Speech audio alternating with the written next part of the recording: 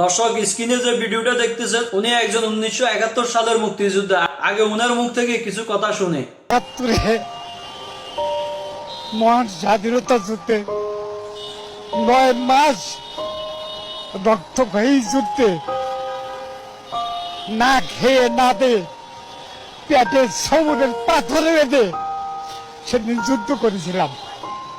এই দেশের চাই নেই কা, এমন দেশ চাই নেই কা।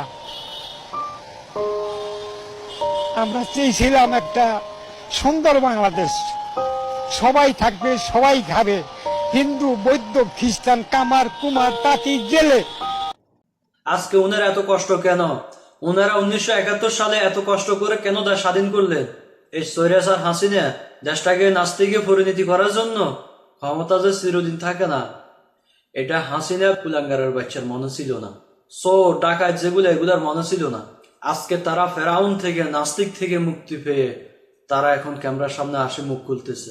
হাসিনা থাকাকালীন অবস্থায় যদি একজন মুক্তিযুদ্ধ মুখ খুলি সত্য কথা বলতেন, হাসিনা মুক্তিযুদ্ধ মানতেন না, তাকেও গুম করে ফেলতেন, আয়নাঘরে নিয়ে যেতেন, খানা না দিয়ে আলো বাতাস না দেখিয়ে। ঠিক হাসিনার যতগুলা চোর ডাকাত মন্ত্রী থেকে শুরু করে খুঁজে খুঁজে আপনারা বাইর করেন, বাইর করে তাদেরকে এই পরিণতিগুলা এই দৃশ্যগুলো দেখান, কষ্ট কি জিনিস তাদেরকে একটু বুঝার জন্য আপনারা তাদেরকে 2টা দিন হলো আয়নাঘরে নিয়ে রাখেন। 16 বছরে হাসিনা যতগুলা মানুষের পান কেড়ে নিছে, যতগুলা মানুষকে আয়নাঘরে বন্দি করে কষ্ট দিয়েছে, জেলখানায় কষ্ট দিয়েছে, ঠিক এভাবে হাসিনা থেকে শুরু করে হাসিনার মন্ত্রীদেরকে এইভাবে সাজা দেওয়া উচিত।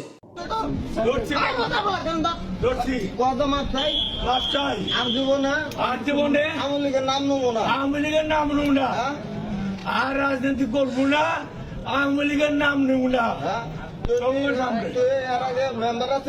আসিলাম একবার বাবা, আমি চুরি করে নেই বাবা। সৎ পথে খাইছি, চেয়ারম্যানের সাথে থাকছি, আমি কোনো অন্যায় করে নেই বাবা। আমি বাবা চামচামি করছি, অস্বীকার করবো না। আমি করছি, অস্বীকার করবো না। আর করবো না কোনোদিন, আর করবি না। আমি ভুল অন্যায় করছি, তবে 10 জনের কাছে আমি মাপ চাই। কান ধরে তো করছে, মাপ চাই। তো কয় ঘন্টার মধ্যে এই সার্ভি বাড়ি থাকবি? আপা এই নাম্বারটা আমার, আপনি সেভ করে রাখেন। এই নাম্বারটা আমার জাহাঙ্গীর। ঠিক আছে, আপনি ঘাবড়াইয়েন না, আমরা আছি শক্ত, আমি শক্ত আছি না, আপনি ঘাবড়াই, আমরা নরমই করি। জয় বাংলা।